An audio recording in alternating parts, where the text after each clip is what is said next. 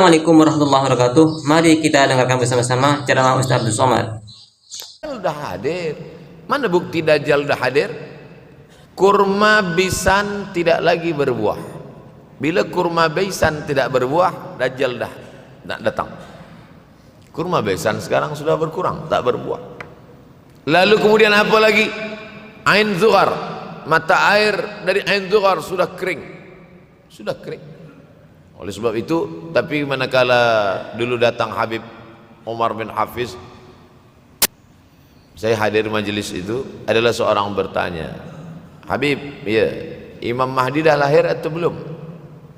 Saya tengok Habib menjawab, sepertinya dia macam tak suka pertanyaan itu. Kata dia, kita tak perlu mencari-cari dia dah lahir atau belum, kampung dia di mana, dia lahir di hospital mana, dia tak perlu.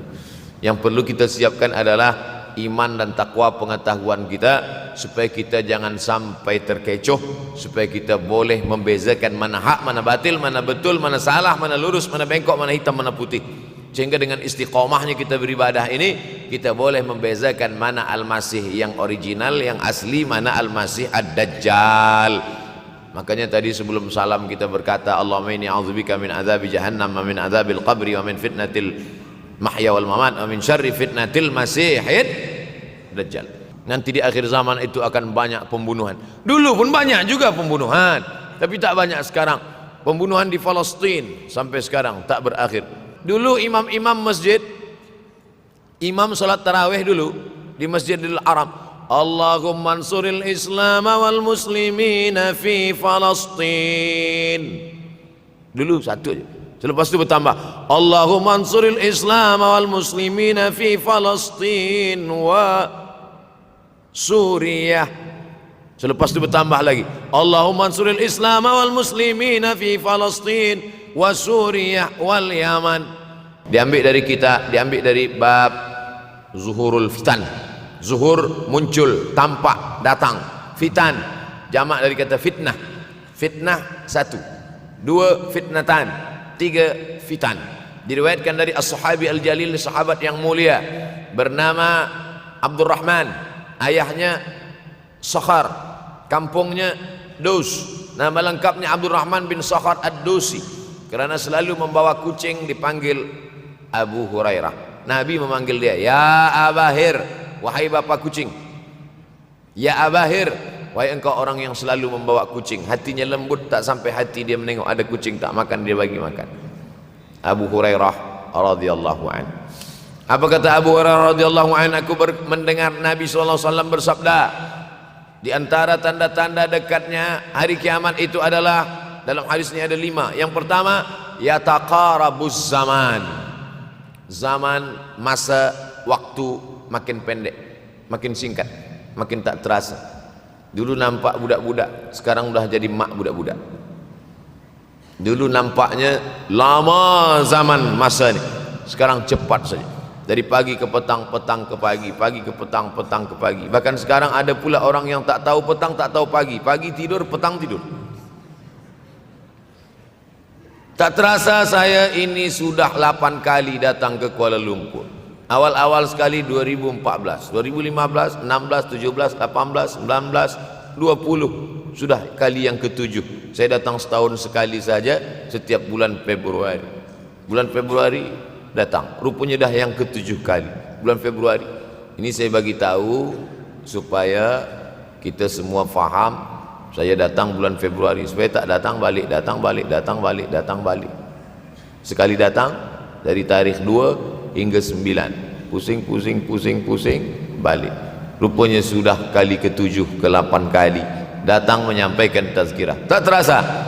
Dulu saya datang kemari belajar di UKM tahun 2003. Sekarang sudah 2020, 17 tahun.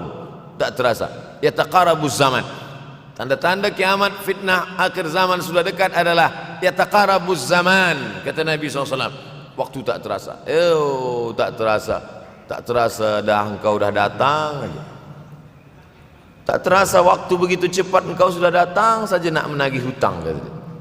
Orang berhutang ni pun rupanya tak terasa juga orang datang. Yang memberi pinjaman pula terasa lama betul.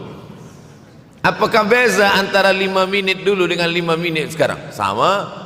Apakah beza antara 24 hours 24 jam dulu dengan 24 jam zaman Nabi dengan 24 jam zaman sekarang? Sama, tak ada beza. Mataharinya sama, bulannya sama, buminya sama, yang berkeliling mengelilingi matahari sama. Apa yang membuat berbeza? Apa yang membuat zaman itu ya taqarabus zaman? Ada hal-hal yang membuat kita sibuk. Dulu tak ada google.com, dulu tak ada Facebook, dulu tak ada Twitter, dulu tak ada BBM, dulu tak ada Instagram. Sekarang waktu habis. Bila kita tanya orang mana yang lebih lama, 5 minit atau 50 menit, semuanya sepakat mengatakan 50 menit lama, 5 menit kejam. Saya tanya 2 kali, pelajar-pelajar, penuntut-penuntut, mana yang lebih lama, 5 menit atau 50 menit? Semuanya berkata 50 menit lebih lama daripada 5 menit. Lepas tu saya balik, mana yang lebih lama? 5 menit menunggu azan maghrib bulan puasa, 50 menit status FB, Instagram. Oh, lebih lama 5 minit menunggu azan maghrib. 5 minit menunggu azan maghrib bulan puasa macam-macam mati jam.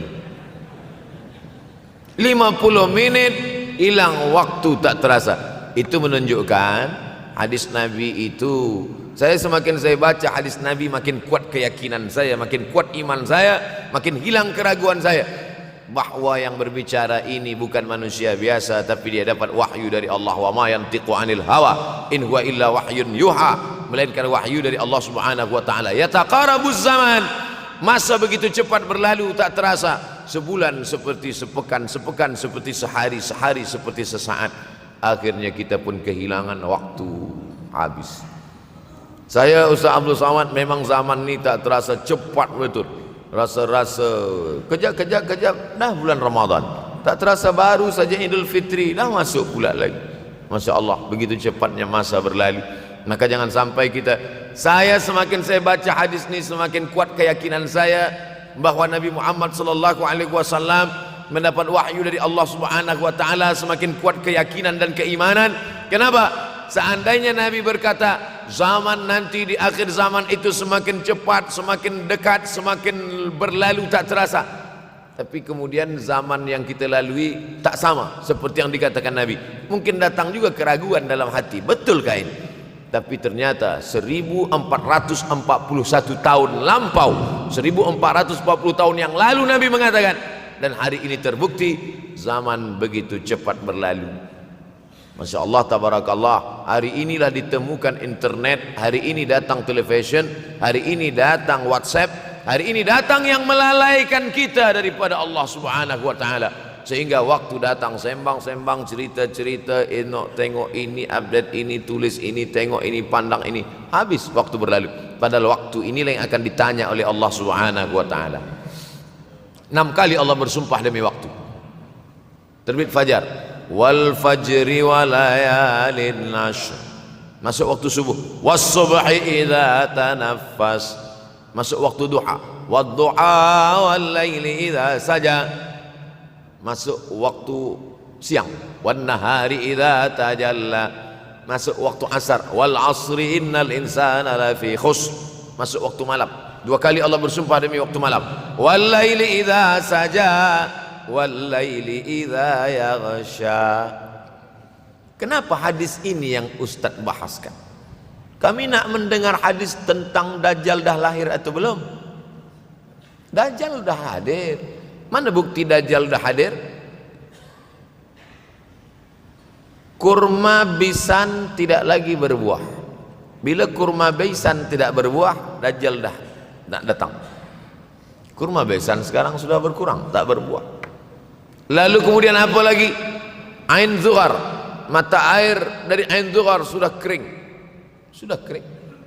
Oleh sebab itu, tapi manakala dulu datang Habib Umar bin Hafiz, saya hadir majelis itu, adalah seorang bertanya, Habib, ya, Imam Mahdi dah lahir atau belum? Saya tengok Habib menjawab, sepertinya dia macam tak suka pertanyaan itu. Kata dia, kita tak perlu mencari-cari dia dah lahir atau belum, kampung dia di mana, dia lahir di hospital mana, dia tak perlu. Yang perlu kita siapkan adalah iman dan takwa pengetahuan kita, supaya kita jangan sampai terkecoh, supaya kita boleh membezakan mana hak, mana batil, mana betul, mana salah, mana lurus, mana bengkok, mana hitam, mana putih. Sehingga dengan istiqomahnya kita beribadah ini, kita boleh membezakan mana Al-Masih yang original, yang asli, mana Al-Masih Ad-Dajjal. Makanya tadi sebelum salam kita berkata, Allahumma inni a'udzubika min azabi jahannam wa min azabil qabri wa min fitnatil mahya wal mamat wa min syarri fitnatil masihid dajjal. Membaca, menghafaz 10 ayat di awal surah Al-Kahfi. Siapa yang menghafaz 10 awal ayat, hadis lain mengatakan 10 akhir, 10 awal 10 akhir, elok dua-duanya. Tapi Masya Allah tabarakallah, anak-anak kita yang pakai jubah, pakai sorban putih ini, daripada tahfiz Quran, mereka tidak hanya menghafaz 10 awal 10 ujung, dari awal sampai ujung dia hafaz, 30 juzuk dia hafaz. Mudah-mudahan anak-anak kita penghafaz Al-Quran. Allahumma ja'al abna'ana wa banatina min huffazil Quran wal hafizat. Jadikan anak-anak kami menjadi para penghafaz Al-Quran ya Allah, supaya selamat dia daripada fitnah Al-Masih Ad-Dajjal. Tapi saya pilihkan hadis tentang yang 5 ini. Dengan 5 ini kalau kita amalkan, insya Allah Allah akan selamatkan kita dari fitnah akhir zaman ini. Yang pertama, manfaatkan waktu, kerana waktu di akhir zaman ini yataqarabuz zaman, karena waktu semakin dekat tak terasa hilang berlalu. Maka isilah waktu ini dengan ibadah. Jangan sampai ada waktu yang kosong. Duduk sejenak kosong berselawat, Allahumma salli ala sayyidina Muhammad wa ala ali sayyidina Muhammad, Allahumma salli ala sayyidina Muhammad wa ala ali sayyidina Muhammad. Sempat-sempatkan ambil wudu, solat duha walau 2 rakaat. Sempat-sempatkan sebelum tidur malam solat witir 3 rakaat, supaya tidur kita sentiasa dalam wudu dan kita sempat salat witir. Andai mati kita malam itu, insyaallah mati dalam keadaan husnul khatimah. Usolli sunnatal witri 3 rakaatin lillahi ta'ala. Nanti malam jaga tidak witir lagi, hanya tahajud saja. Sempat-sempatkan salat tahajud. Elok amat sangat baik salat wudu 2 rakaat. Usolli sunnatal wudu rakaatain lillahi ta'ala. Selepas salat wudu salat sunat taubat. Salat sunat taubat rakaatain lillahi ta'ala. Selepas salat sunat taubat, salat sunat hajat. Salat sunat al-hajat. Selepas itu barulah salat sunat tahajud 8 rakaat. Nak tambah lagi 10, 12, 14 elok, tak salah, karena dia tiada batasan. Adakah sahabat Nabi yang melakukan ini? Ada. Qatadah bin Nu'man dari selepas Isya sampai azan subuh. Imam Ahmad bin Ambal dari selepas Isya sampai azan subuh. Bahkan mereka menghatamkan Al-Quran dalam tahajud mereka. Maka bahkan ada imam yang disebut dengan As-Sajjad, kerana banyak sujud kepada Allah Subhanahu wa ta'ala. Kerana akhir zaman ini godaan begitu besar. Dulu orang tengah malam tahajud, jam 2 malam, jam 3 malam dia bangun, kerana dia membaca hadis sab'atun yudhilluhumullah. Ada 7 golongan yang mendapatkan naungan Allah, yauma la dhilla illa dhilluh. Hari itu tak ada naungan kecuali naungan Allah. Rajulun, ada seseorang, zakarallah, dia berzikir mengingat Allah, khalian, di tengah malam tak ada manusia, fafadat ainahu, menetes air matanya. Maka yang pertama ini, jangan sampai kita kehilangan waktu, kerana waktu, al-waktu kasaif, waktu ini seperti pedang, illam taqta'hu qata'aka. Kalau tidak kau patahkan dia, kalau kau dapat pedang, patahkan. Sebab kalau tidak kau patahkan, dia yang akan memotong engkau, mematahkan tulang-tulang engkau. Waktu ini kalau tidak kita manfaatkan, kita akan ditanya tentang waktu, kemana saja waktu yang sudah kau pakai. Inna sam'a, pendengaran, wal basar, penglihatan, wal fuad, hati, kullu ulaika kana anhu mas'ula. Semua akan disoal, semua akan diminta tanggung jawab di hadapan Allah. Kemana waktu yang sudah aku bagi dulu engkau pakai? Yang pertama nanti ditanya, la tazulu qadama 'abdin yaumal qiyamah. Kaki anak Adam tidak akan bergeser, tidak akan beralih dari tempat tegaknya pada hari kiamat, hatta yus'al, sampai dia disoal, sampai dia ditanya. La tus'alunna yauma idzin 'anin na'im. Banyak yang akan ditanya nanti, tapi Nabi bagi tahu di antara yang akan ditanya dari sekian banyak nikmat itu 4. Yang pertama, an umrihi fima afnah. Umur kemana engkau habiskan? Hari ini ada anak-anak muda belia umurnya 17 tahun. 17 tahun habis menghafaz Al-Quran. 17 tahun habis iktikaf dalam masjid. 17 tahun habis berzikir, berjubah, bersorban, mengabdikan ilmu, berkhidmat kepada ulama. 17 tahun habis. Tapi ada pula yang dibalik, 71 tahun habis. Rumah, office, kopi, rumah, office, kopi, rumah, office, kopi, batuk, mati, habis. Apa yang dapat kita bawa menghadap Allah SWT? Yang pertama, yataqarabuz zaman. Yang kedua adalah wa yanqusul ilmu. Ilmu semakin berkurang.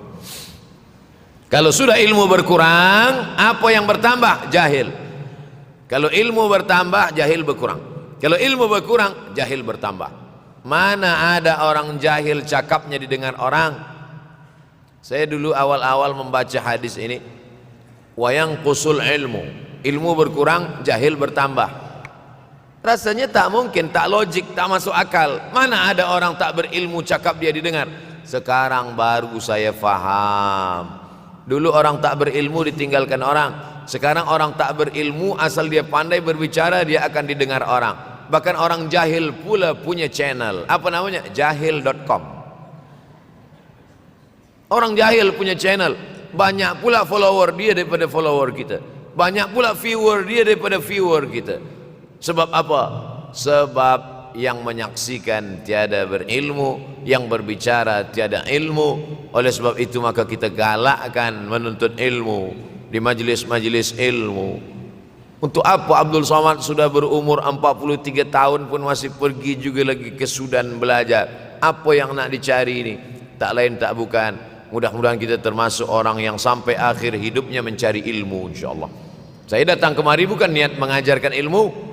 Saya datang ke Malaysia tetap niatnya belajar mencari ilmu. Man salaka tariqan, siapa yang melangkahkan kaki melalui suatu jalan, yaltamisu fihi ilman, siapa yang melalui suatu jalan niatnya untuk mencari ilmu, sahalallahu lahu bihi tariqan ilal jannah, dimudahkan Allah jalannya menuju surga.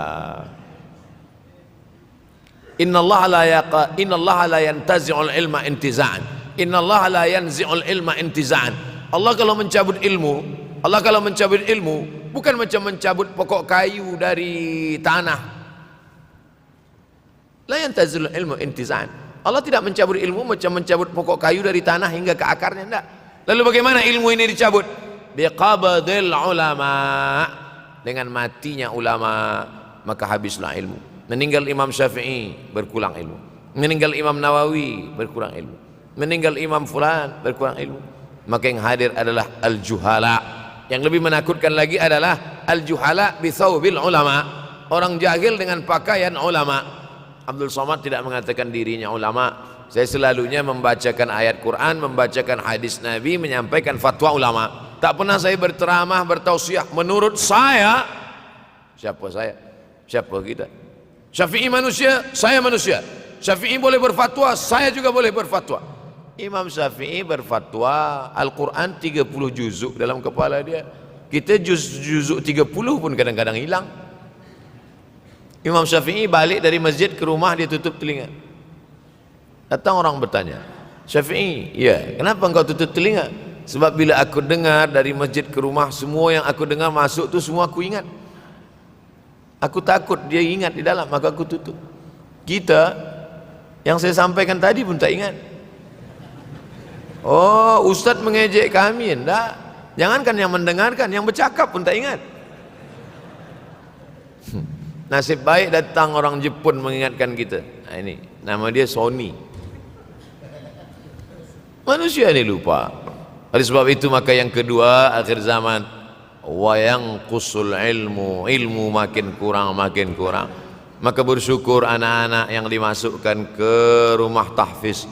Kalau ada rumah tahfiz di kampung biasa, kalau ada rumah tahfiz di desa, dusun biasa, tapi ada tahfiz di tengah kota besar Kuala Lumpur, masih ada lagi rumah tahfiz Quran.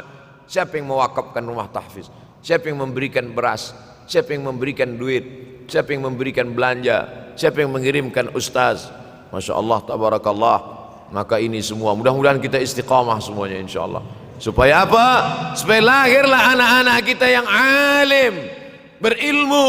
Karena ini makin banyak orang jahil. Alftau bi ghairi ilmin, memberikan tazkirah, fatwa tanpa ilmu. Dhalla wa adalla, dhallu wa adallu, sesat, menyesatkan. Kalau setakat sesat saja, ini sudahlah sesat. menyesatkan. Na'udzubillah. Masuk yang ketiga. Yang ketiga adalah wa yanqusul ilmu, setelah habisnya ilmu-ilmu ini semua dicabut oleh Allah Subhanahu wa taala, lalu kemudian setelah ilmu dicabut Allah Subhanahu wa taala, wa yulqas syuh, wa may yuqashuh, sin dengan hak kecil, wa may yuqashuh nafsihi fa ulaika humul muflihun. Siapa yang selamat daripada sifat syuh, itulah orang yang beruntung. Hayya 'alal falah, mari kita menuju keberuntungan, kemenangan. Siapa orang yang menang? Selamat daripada sifat syuh. Ada orang menerjemahkan syuh ini pelit, bakhil. Bakhil ada yang lebih parah daripada bakhil. Syuh. Bakhil ini, bakhil tidak ingin memberikan uangnya untuk orang lain. Itu bakhil. Dia ada uang 10 ringgit, uang itu hanya dia makan saja, dia tak mau walaupun setengah sen kepada orang lain. Itu namanya bakhil. Kalau syuh ini, duit dia simpan, duit orang pula dia makan. Nah, itu syuh. Jadi lebih parah lagi. Oleh sebab itu, kalau sudah ilmu ini dicabut, orang menjadi jahil, maka datang penyakit syuh yang ketiga. Apa itu syuh? Hubbud dunya, hubbul mal, wa tuhibbul mala hubban jamma. Engkau sayang kepada harta, amat sangat sayang. Dia pegang semuanya sampai tak meleleh, tak menetes walaupun satu tetes. Akhirnya mereka inilah pendusta-pendusta agama. Ara'aital ladzi yukadzibu biddin. Jadi sangat jelas ya, kalau ceramahnya UAS itu semuanya jelas, tidak ada yang tidak jelas.